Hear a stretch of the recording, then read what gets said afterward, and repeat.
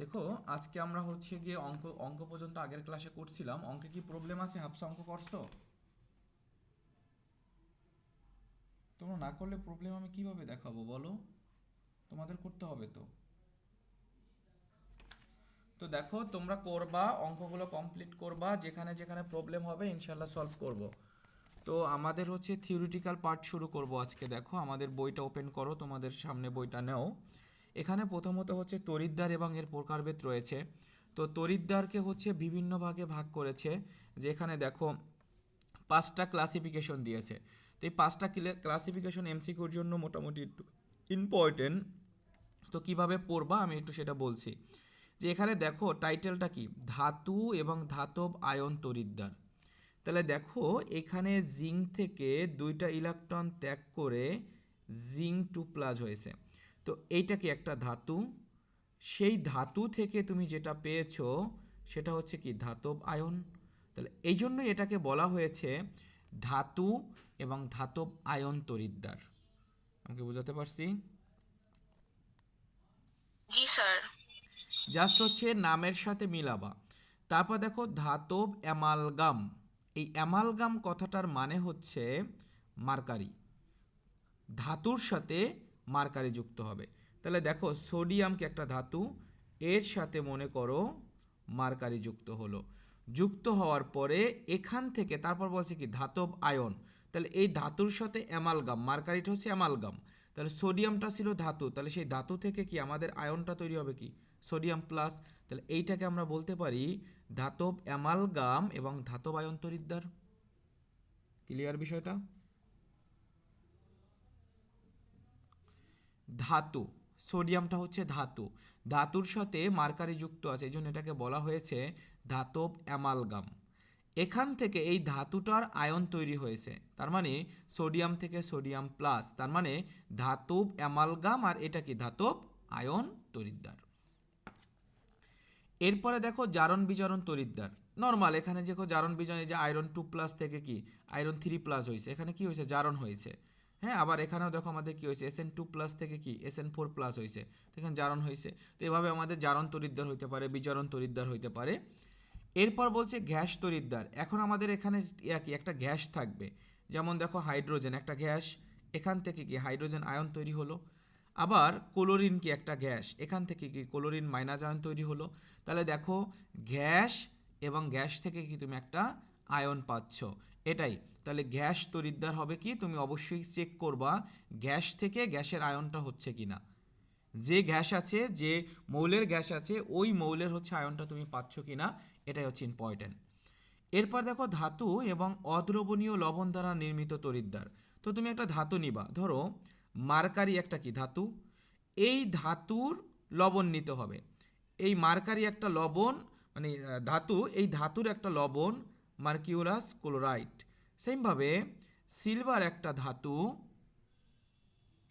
সিলভারের তুমি একটা লবণ নিবা, তাহলে সিলভার ক্লোরাইড। তাহলে দেখো ধাতু এবং ওই ধাতুর লবণ তড়িৎদ্বার হলো।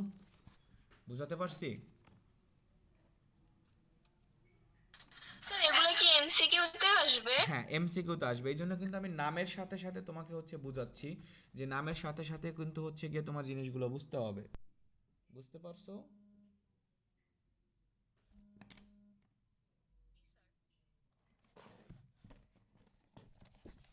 1 মিনিট দাঁড়াও। তো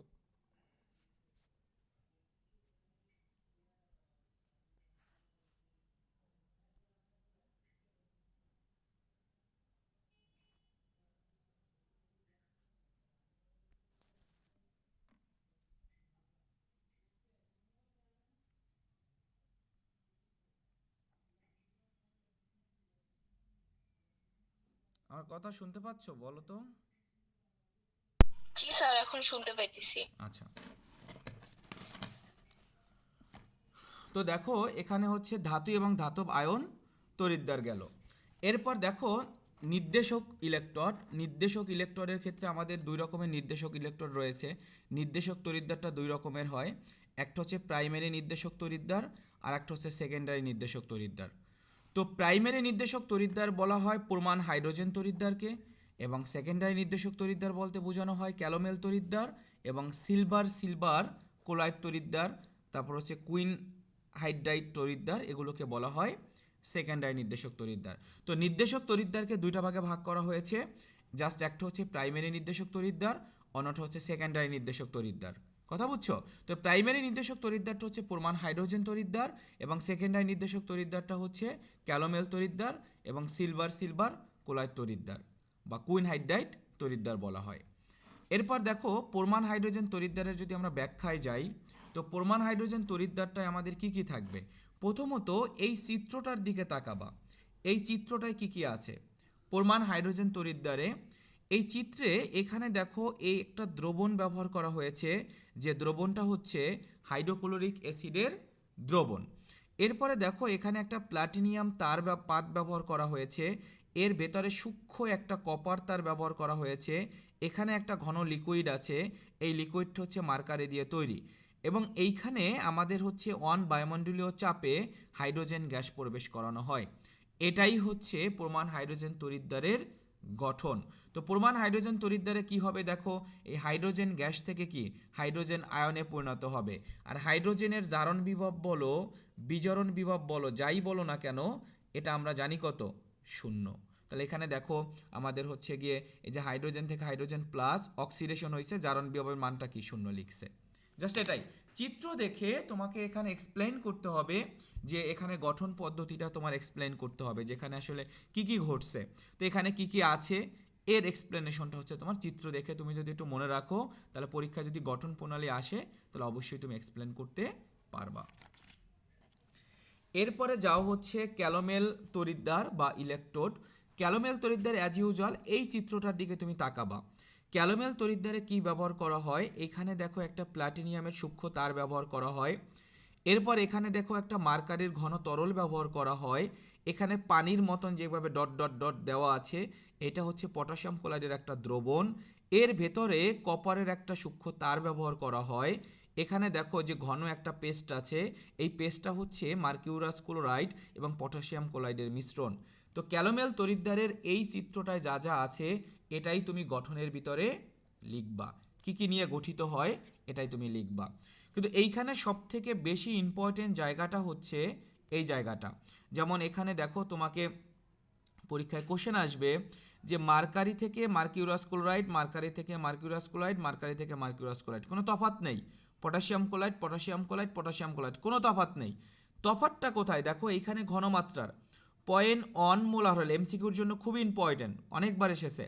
0.1 মোলার, এখানে কি 1 মোলার, আর এখানে বলছে কি সম্পৃক্ত দ্রবণ। তো এই টোটাল জিনিসটা দেখো আমাদের কি সেম, কোনো তফাৎ কিন্তু নেই, কোনো তফাৎ কিন্তু নেই, সেম জিনিস। এইখানে আইসা তুমি তফাৎ পাইছো, এই তফাতের কারণে এখানে দেখো জারণ বিভবের মানটা চেঞ্জ হয়ে যায়। তো তোমাকে বলবে এই প্রথমটা দিয়ে বলবে এর জারণ বিভব কত কত -0.334 ভোল্ট। তোমাকে এই অনমোলারের জন্য বলবে জারণ বিভব কত কত হবে -0.28 ভোল্ট। তোমাকে সম্পৃক্ত দ্রবণ এর জন্য বলবে কত, বলবে এর জন্য হবে -0.242 ভোল্ট। তাহলে এই তিনটা অবস্থার জন্য এদের জারণ বিভবটা তুমি ডিফারেন্ট ডিফারেন্ট পাবা। এটা কিন্তু আমাদের এমসিকিউর জন্য প্রচণ্ড ইম্পর্ট্যান্ট। আমি কি বোঝাতে পারছি?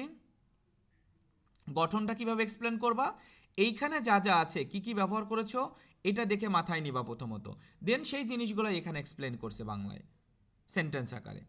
এখন তুমি যদি জারণ বিজারণটা একটু খেয়াল করো, এইখানে দেখো মার্কারি থেকে মার্কারি 2+ হবে। আমি যদি আগে তো একটা তাপমাত্রা দেওয়া ছিল, এইখানে কি তাপমাত্রার কোনো ব্যাপার না, আছে? এখানে তাপমাত্রার কোনো ব্যাপার নেই। তো এখন আমি যদি বিক্রিয়াটা দেখাই, এখানে হবে কি দেখো মার্কারি, মার্কারি থেকে আমাদের কি মার্কারি আয়নে পরিণত হবে। তো এখানে দুইটা মার্কারি থেকে দুইটা মার্কারিতে হলে এখানে কি দুইটা ইলেকট্রন তৈরি হবে। এখন খেয়াল করো আমাদের হচ্ছে, কারণ যৌগটা কি আমাদের দেখো এই যে মার্কিউরাস ক্লোরাইড, এই যে দুইটা মার্কারি লাগবে, এই জন্যই কিন্তু আমরা দুইটা মার্কারি নিয়েছি। এখন দেখো এই উৎপাদে দুইটা আয়ন অবস্থায় আছে, এই দুইটা আয়নকে আবার কি তুমি বিক্রিয়কে নিয়ে আসো, এর সাথে তুমি যদি হচ্ছে দুইটা ক্লোরিন মাইনাসের বিক্রিয়া করো, তাহলে এইখানে আমাদের কি উৎপন্ন হবে, এখানে মার্কিউরাস ক্লোরাইড উৎপন্ন হবে। এইটা আর এইটা কাটা যাবে, তাহলে তোমার থাকবে কি 2 মার্কারি প্লাস 2 Cl মাইনাস, এখান থেকে মার্কিউরাস ক্লোরাইড এবং কি দুইটা ইলেকট্রন থেকে যাবে। এই যে বিক্রিয়াটা যেটা ঘটাইছো এরই অপোজিট বিক্রিয়াটা ঘটাবা তুমি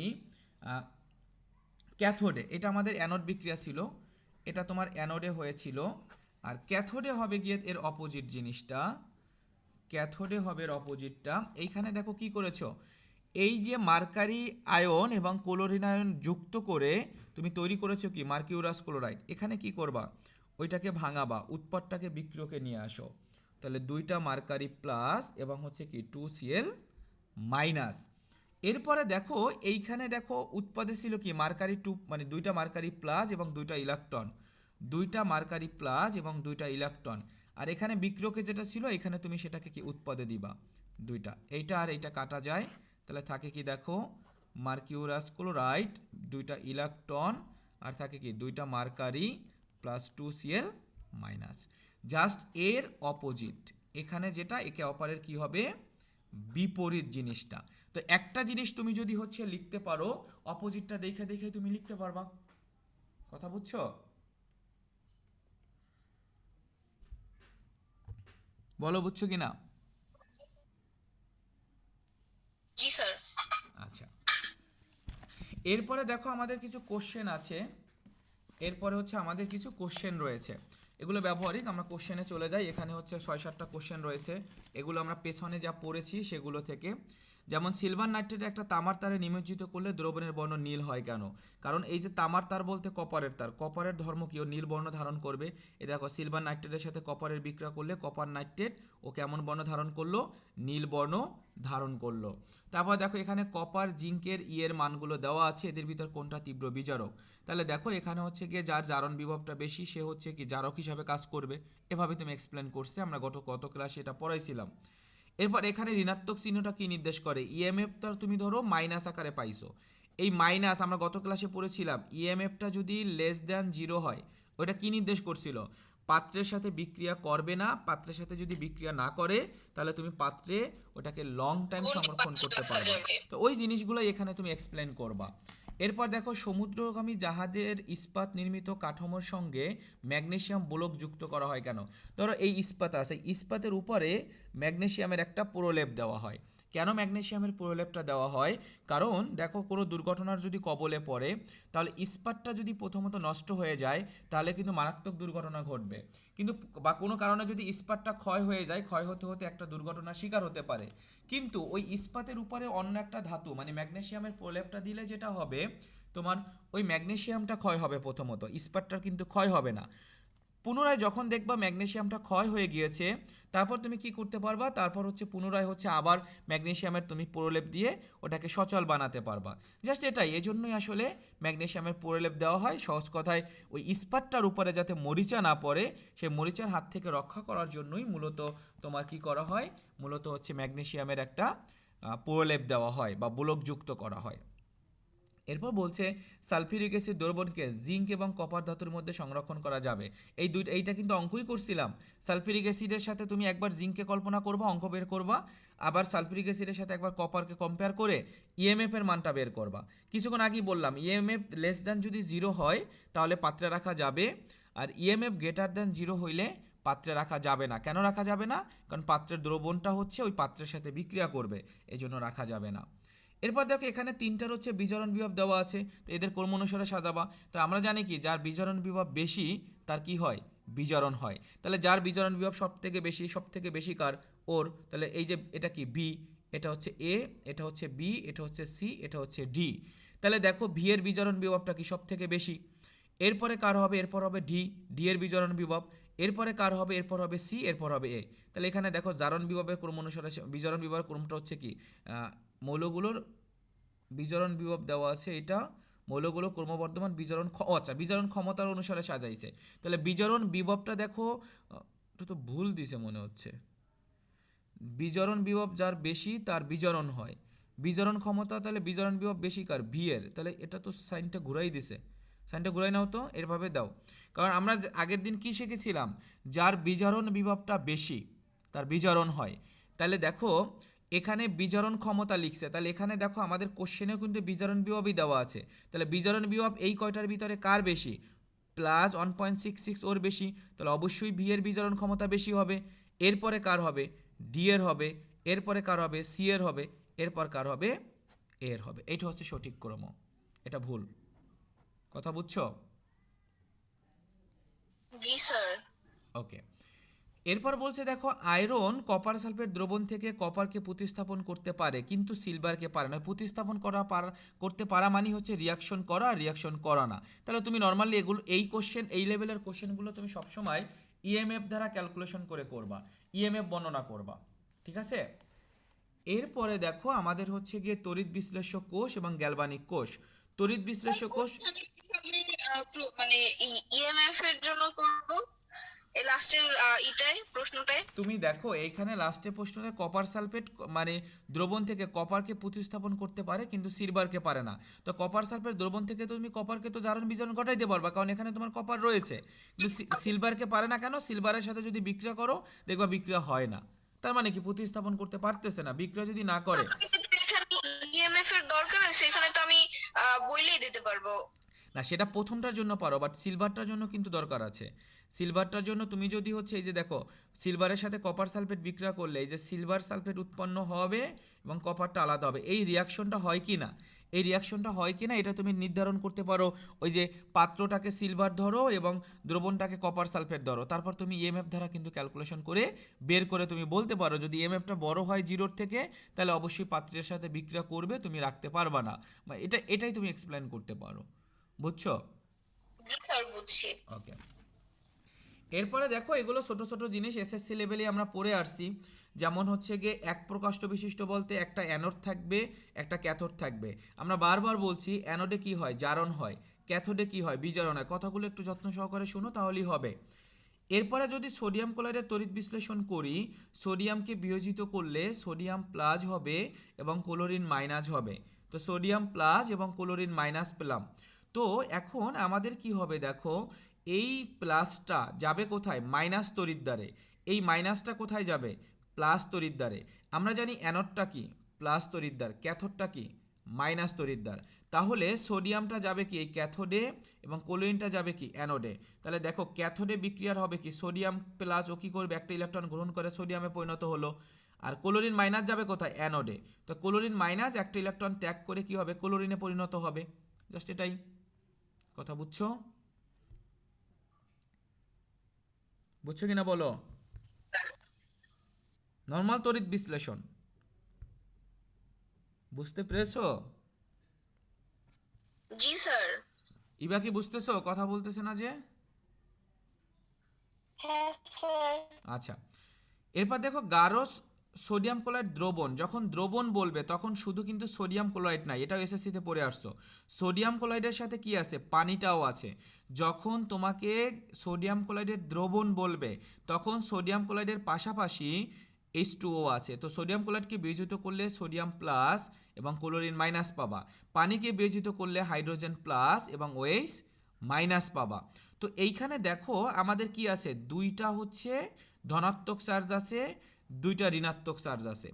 এখন এই দুইটা তো একসাথে চার্জ মানে কি বলবে, একসাথে চার্জ মুক্ত হবে না, মানে একসাথে জারণ বিজারণ হবে না। দুইটার যে কোনো একটা চার্জ মুক্ত হবে। তো চার্জ মুক্ত করার ওয়েটা কি? চার্জ মুক্ত করার ওয়েটা হচ্ছে এই যে দুইটা ধনাত্মক আয়ন রয়েছে, ধনাত্মক আয়ন দুইটার ভিতরে যার হচ্ছে গিয়ে সক্রিয়তা সিরিজে যে নিচে অবস্থান করবে, সোডিয়ামের তুলনায় হাইড্রোজেনটা সক্রিয়তা সিরিজের নিচে অবস্থান করে, এজন্য সোডিয়ামের তুলনায় যেহেতু ও নিচে অবস্থান করতেছে এজন্য হাইড্রোজেনটা আগে চার্জ মুক্ত হবে। এই যে দেখো আমাদের কি হাইড্রোজেনটা আগে চার্জ মুক্ত হয়ে হাইড্রোজেনে পরিণত হয়েছে, মানে হাইড্রোজেন গ্যাসে পরিণত করছে। সোডিয়ামটা কিন্তু দর্শক আয়ন হিসাবে থেকে যাবে। এরপর ক্লোরিন আর হাইড্রক্সাইডকে যদি তুমি কম্পেয়ার করো, সক্রিয়তা সিরিজে হাইড্রক্সাইড নিচে অবস্থান করে, তাহলে অবশ্যই হাইড্রক্সাইডটা আগে চার্জ মুক্ত হওয়ার কথা। কিন্তু ক্লোরিন এখানে একটু ব্যতিক্রমধর্মী আলোচনা করবে, মানে ব্যতিক্রমধর্মী আচরণ করবে।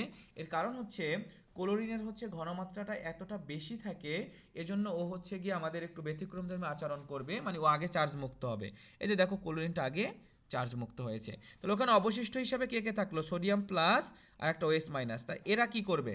সোডিয়াম হাইড্রক্সাইডে পরিণত হবে। দর্শক আয়ন হিসাবে থাকবে। ওদের এই সোডিয়াম হাইড্রোক্সাইডের সাথে যদি আবার ক্লোরিন বিক্রিয়া করে সোডিয়াম হাইপোক্লোরাইড তৈরি করবে, সোডিয়াম ক্লোরাইড এবং পানি তৈরি করবে। কিন্তু এগুলো এটা ইম্পর্টেন্ট না, এই জায়গাটাই ইম্পর্টেন্ট। বুঝাতে পারছি? স্যার ঘনমাত্রা বেশি থাকে এই জন্য ক্লোরিন হ্যাঁ, এই আগে সহজ কথা এটা চার্জ মনে মুক্ত হবে রাখবা, তো। ক্লোরিনটা এখানে ব্যতিক্রম আচরণ করে আর কোনোটা ব্যতিক্রম আচরণ করে না। এজন্য ক্লোরিনটা সবসময় আগে চার্জ মুক্ত হবে নেগেটিভ আয়নের। কথা বুঝছো? জি স্যার। ওকে, এরপরে দেখো সোডিয়াম ধাতু নিষ্কাশন। আমরা যখন ধাতু নিষ্কাশন করতে যাই, এখানে দেখো সোডিয়াম ক্লোরাইড, সোডিয়াম আর ক্লোরিন, তাহলে অ্যানোডে যাবে ক্লোরিন, ক্যাথোডে যাবে সোডিয়াম, খুবই সহজ জিনিস। এরপর কস্টিক সোডা এবং ক্লোরিন উৎপাদন, মার্কারি, জমি তোমার ক্যাথোড সেলটা যদি মার্কারি দিয়ে তৈরি হয়, এই যে আমাদের একটা অ্যানোড থাকে একটা ক্যাথোড থাকে, এখন এই ক্যাথোডটা যদি মার্কারি ধাতুর তৈরি হয় তখন এই যে ক্যাথোডে যে বিজারণটা ঘটবে তখন দেখো সোডিয়াম থেকে যে সোডিয়ামের সাথে মার্কারিটা বিক্রিয়া করে কিন্তু সোডিয়াম মার্কিউরেট তৈরি করবে। উৎপন্ন সোডিয়াম মার্কুরিটের সাথে পানি বিক্রিয়া করলে সোডিয়াম হাইড্রোক্সাইড হাইড্রোজেন গ্যাস এবং মার্কারিতে রূপান্তরিত হবে।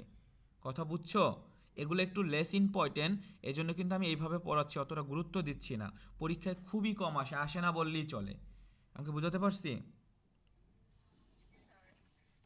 সহজ জিনিস, আগের মতন বারবার সোডিয়াম ক্লোরাইড, এই যে সোডিয়ামটা প্লাস ক্লোরিনটা মাইনাস, তাহলে সোডিয়ামটা কোথায় যাবে? ক্যাথোডে। ক্লোরিনটা কোথায় যাবে? অ্যানোডে। তা ক্লোরিনটা দেখো এখান থেকে ক্লোরিন অণুতে পরিণত হলো, সোডিয়ামটা যখন এখানে গেল, ওই ক্যাথোডে কি আছে? ক্যাথোডটা তৈরি কি দিয়ে আমাদের? ক্যাথোডটা হচ্ছে মার্কারি দিয়ে তৈরি। এই জন্য ওই সোডিয়াম আয়নটা মার্কারির সাথে বিক্রিয়া করে সোডিয়াম মার্কুরেটটা তৈরি করবে। তৈরি করে এই উৎপন্ন সোডিয়াম মার্কুরেটের সাথে আবার কি, যেহেতু দ্রবণ তাহলে অবশ্যই পানির বিক্রিয়া হবে। পানির বিক্রিয়া হলে সোডিয়ামের সাথে পানিকে ভাঙলে আমরা কি পাই? পানিকে ভাঙলে আমরা হাইড্রোজেন এবং ওএস মাইনাস পাই। তো সোডিয়ামের সাথে হাইড্রোক্সাইডটা যুক্ত হয়ে সোডিয়াম হাইড্রোক্সাইড তৈরি করবে, আর এই হাইড্রোজেন গ্যাসটা তৈরি হলো, মার্কারিটাও কি আলাদা হয়ে গেল। এখন বুঝছো? জি স্যার। ওকে, এরপরে দেখো এই দুইটা ইম্পর্ট্যান্ট, এই দুইটা পরীক্ষায় আসে, এটাও তুমি এসএসসি দুইটাই এসএসসিতে পড়ে আসছো। একটা হচ্ছে গিয়ে কপার বিশুদ্ধকরণ বা ধাতু বিশুদ্ধকরণ। যে কোনো ধাতু তুমি বিশুদ্ধকরণ তুমি এখানে পড়তে পারো। যেমন আমরা যদি কপার বিশুদ্ধ করতে চাই, এই কপার বিশুদ্ধকরণ আর হচ্ছে তড়িৎ প্রলোপন বা ইলেকট্রোপ্লোটিং বিক্রিয়া বা গ্যালভানাইজিং বিক্রিয়া যাই বলো না কেন, এই দুইটা অবস্থার ক্ষেত্রে তোমার যে মৌলর অ্যানোডে যায় সেই মৌলটাই ক্যাথোডে যায়। কিন্তু তোমার একটা জিনিস খেয়াল রাখতে হবে, অ্যানোডে জারণ ঘটাইতে হবে, ক্যাথোডে বিজারণ ঘটাইতে হবে, এটা তুমি চেঞ্জ করতে পারবা না। তো দেখো এখানে আমাদের হচ্ছে কপার ধাতু নিষ্কাশন করব, তাহলে দেখো অ্যানোডে কপারের বিক্রিয়া হবে, কপার দুইটা ইলেকট্রন ত্যাগ করে কপার টু প্লাসে পরিণত হয়েছে। সেইমভাবে কপার টু প্লাস দুইটা ইলেকট্রন গ্রহণ করে বিশুদ্ধ কপারে পরিণত হয়েছে। তাহলে দেখো যার জারণ হয়েছে তারই আবার কি বিজারণ হয়েছে। এখন ফাইনালি তোমার হাতে যেটা আছে সেটা হচ্ছে বিশুদ্ধ কপার। আমি কি বুঝাতে পারছি? স্যার এখানে কি যে কোনো ধাতুর হ্যাঁ হ্যাঁ বিশুদ্ধীকরণই দিতে পারে? হ্যাঁ, তোমাকে এখানে কপার বিশুদ্ধকরণটা দেখাইছে, তোমাকে হচ্ছে যত ধাতু আছে সব ধাতুরই বিশুদ্ধকরণ দিতে পারে। তাহলে যে ধাতুটা দিবে ওই ধাতু অনুসারে তুমি এক্সপ্লেন করবা, যে ধাতুই তোমাকে বলুক না কেন। কথা বুঝছো? জি স্যার। এরপর ইলেকট্রোপ্লেটিং, এই চিত্রটার দিকে তাকাও, এখানে একটা চামচ আছে, এই চামচের উপরে তুমি নিকেল, এখানে অ্যানোড হিসাবে দেখুন, এই যে অ্যানোড হিসাবে কি করেছি, নিকেল দণ্ড ব্যবহার করতেছি। তো এই নিকেলের এই একটা প্রলেপ দিবা এই চামচের এই এখানে একটা নিকেলের দণ্ড আছে, এই দণ্ডটা দিয়ে এখানে তড়িৎ প্রলোপন করবা, ইলেকট্রোপ্লেটিং বিক্রিয়া করবা, এই চামচের উপরে নিকেলের একটা প্রলেপ দিবা। তো একটা জিনিস এখানে মনে রাখবা, যার প্রলেপ দিবা, নিকেলের প্রলেপ দিবা, তাহলে যার প্রলেপ দিবা সেটা হচ্ছে অ্যানোড, আর যার উপরে প্রলেপ দিবা সেটা হচ্ছে ক্যাথোড। আমি বোঝাতে পারছি? কি বলছি আবার বলি, যার প্রলেপ দিবা, নিকেলের প্রলেপ দিবা, এই জন্য নিকেলটা হচ্ছে কি অ্যানোড, আর যার উপরে প্রলেপ দিবা, কার উপরে প্রলেপ দিবা? চামচের উপরে প্রলেপ দিবা, তাহলে চামচটা হচ্ছে কি ক্যাথোড। ক্লিয়ার? স্যার এইখানে তো দুইটাই মানে অ্যানোড আর ক্যাথোড দুই জায়গায় তো সেম নিকেল বিক্রিয়া হবে, ব্যবহার সেম করছে বিক্রিয়া এখানে। হবে, হ্যাঁ সেম বিক্রিয়া। এই যে দেখো অ্যানোডে জারণ হবে, এই যে দেখো নিকেলের কি হয়েছে, জারণ হয়েছে, আবার ওই নিকেলেরই কি ক্যাথোডে বিজারণ হয়েছে। এই ক্যাথোডে বিজারণ হইলে এই যে নিকেলটা এখন চামচের সাথে স্থায়ীভাবে লেগে গেছে, মানে প্রলেপ পড়ছে। কথা বুঝছো? জি এই স্যার, দুইটা তাহলে কিন্তু এখানে কোনো লোহার কোনো কাজ না না নাই? না না না এখানে লোহার কোনো, এখানে তো লোহার কাজ হবে কিভাবে? তুমি ওই ইস্পাতের উপরে চামচটা যদি লোহার তৈরি হয় বা ইস্পাতের তৈরি হয়, যায়ের তৈরি হোক না কেন, ওর উপরে প্রলেপ পড়বে। তাহলে যার প্রলেপ পড়ে মূল কাজটা তো সেইটা তার, তাই না? যার উপরে প্রলেপ পড়বে তার তো কাজ নাই, যার প্রলেপ পড়ে তার কাজ। এই জন্য এটা দেখানো হয়েছে। ওকে, এরপরে দেখো আমাদের হচ্ছে গিয়ে দুই প্রকাষ্ঠ বিশিষ্ট, এগুলো ছিল এক প্রকাষ্ঠ বিশিষ্ট। দুই প্রকাষ্ঠ বলতে আসলে কি বোঝায়? দুই প্রকাষ্ঠ বলতে বোঝানো হয় এরকম একটা অ্যানোড থাকবে, এরকম একটা ক্যাথোড থাকবে, এই অ্যানোড ক্যাথোডটাকে একটা লবণ সেতু দ্বারা যুক্ত করা হবে। হ্যাঁ, একটা লবণ সেতু দ্বারা যুক্ত করা হবে। এই লবণ সেতু, অ্যানোডে অ্যাজ ইউজুয়াল কী হবে? অ্যানোডে হচ্ছে জারণ হবে, ক্যাথোডে তোমার কি হবে? অ্যাজ ইউজুয়াল ক্যাথোডে হচ্ছে বিজারণ হবে। তো এখানে তোমার একটা লবণ সেতু ব্যবহার করা হবে। এই লবণ সেতুর কাজটা কি হবে বলো? কাজটা হবে এই অ্যানোড ক্যাথোডের মাঝে আয়নের সমতাটা ঠিক রাখা। ওর ইলেকট্রনের ঘাটতি হলে ও সেটা পূরণ করবে, ওর ইলেকট্রনের ঘাটতি হলে ও সেটা পূরণ করবে। এইটাই হচ্ছে লবণ সেতুর কাজ। যখন লবণ সেতুটা যদি না থাকে, এই দুটো আলাদা হয়ে যায়, তখন ওর ইলেকট্রনের ঘাটতিটা কিন্তু ও পূরণ করতে পারবে না। যেমন একটা নদীর মাঝে যদি ব্রিজ থাকে, সেই ব্রিজটা কিন্তু দুই নদীর পারকে হচ্ছে সংযুক্ত করতে পারে। এপারের মানুষ ওপারে, ওপারের মানুষ কিন্তু এপারে আসতে পারে। কিন্তু ওই ব্রিজটা যদি না থাকতো, তখন কিন্তু মানুষের সাথে এপারের মানুষের সাথে ওপারের মানুষের কিন্তু সংযোগ থাকবে না। তেমনি এই অ্যানোড ক্যাথোডের মাঝে সংযোগ স্থাপন করার জন্য আমরা এই লবণ সেতুটা ব্যবহার করে থাকি। এই যে লবণ সেতু, এটা নর্মালি গ্যালভানিক কোষ বা একে ড্যানিয়েল কোষও বলা হয়। এখানে অ্যানোড হিসাবে জিঙ্ক সালফেটের দ্রবণ ব্যবহার করা হয়, ক্যাথোড হিসাবে কপার সালফেটের দ্রবণ ব্যবহার করা হয়। তার মানে অ্যানোডের হবে কি? অ্যানোডের হবে জারণ। তাহলে অ্যানোড কি করবে? দুইটা ইলেকট্রন ত্যাগ করে, মানে জিঙ্ক দুইটা ইলেকট্রন ত্যাগ করে Z10 প্লাসে পরিণত হবে। আর ক্যাথোডে কি আছে? কপার।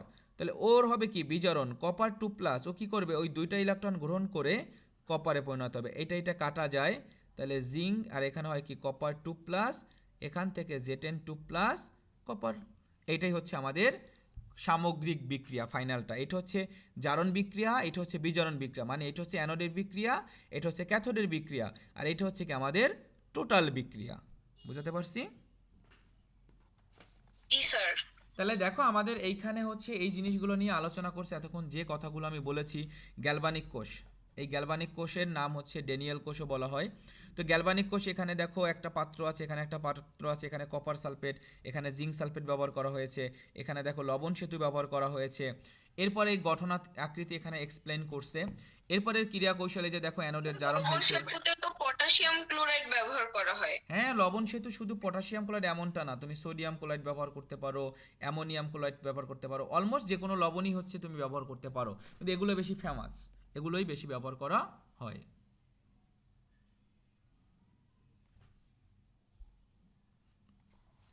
ঠিক আছে? তো দেখো এখানে হচ্ছে গিয়ে জিঙ্ক থেকে জিঙ্ক 2+, এরপর হচ্ছে দেখো কপার 2+ থেকে হচ্ছে গিয়ে কপার, এরপর হচ্ছে আমরা এটা পাই। ঠিক আছে? ওকে, তাহলে এটা গেল আমাদের হচ্ছে গ্যালভানিক কোষের আমাদের সামগ্রিক বিক্রিয়া। এরপর দেখো আমাদের লবণ সেতু নিয়ে একটু কথা বলছে। লবণ সেতু নিয়ে এখানে হচ্ছে গিয়ে অনেক লবণ সেতুর উদাহরণ দিয়েছে, যে অ্যামোনিয়াম ক্লোরাইড, পটাশিয়াম ক্লোরাইড তুমি যেটা বললা, সোডিয়াম ক্লোরাইড আছে, সোডিয়াম সালফেট আছে, সোডিয়াম নাইট্রেট আছে, এগুলো এখানে এক্সপ্লেন করছে। এখন লবণ সেতুটার গুরুত্বটা কি? লবণ সেতু না থাকলে কি হবে? আমি কিন্তু বলেছি অলমোস্ট দুইটা পার্কে সংযোগ করতে হেল্প করা হয়, যে আমি নদীর উদাহরণ দিলাম, সেটা এখানে হেল্প করে। প্রতিটি তড়িৎদ্বারের বিপরীত আয়নের ঘাটতি পূরণ করে এবং দুটি অর্ধকোষীয় দ্রবণের মধ্যে তড়িৎ নিরপেক্ষতা বজায় রাখতে সাহায্য করে। লবণ সেতুর বৈশিষ্ট্য কি? একটু রিডিং দিবা। লবণ সেতু হচ্ছে কি আমাদের আয়ন সমতা করতে ব্যবহার করে, এটা তার একটা অন্যতম ক্যারেক্টারিস্টিক্স। এগুলোই রিডিং দিবা, এখান থেকে জাস্ট একবার রিডিং দিবা। এগুলো তেমন কিছুই আসে না, জাস্ট এমসিকিউর জন্য একবার রিডিং দিতে পারো, বুঝছো? এগুলো তেমন মোটেও গুরুত্বপূর্ণ জিনিস না। তারপর দেখো এখানে আমাদের একটু আলোচনা আছে, যে আমাদের হচ্ছে গিয়ে এই যে প্রদত্ত জারণ বিজন বিক্রিয়া থেকে গ্যালভানিক কোষের গঠন কি কি নিয়ে গঠিত হয়, এগুলো জাস্ট একবার রিডিং দিবা, একদম লেস ইম্পর্টেন্ট। এরপর দেখো তড়িৎ বিশ্লেষণ কোষ এবং এই যে গ্যালভানিক কোষ যেটা পড়লাম, এই দুইটার মাঝে একটা পার্থক্য রয়েছে, এই দুইটার পার্থক্যটা একটু দেখবা।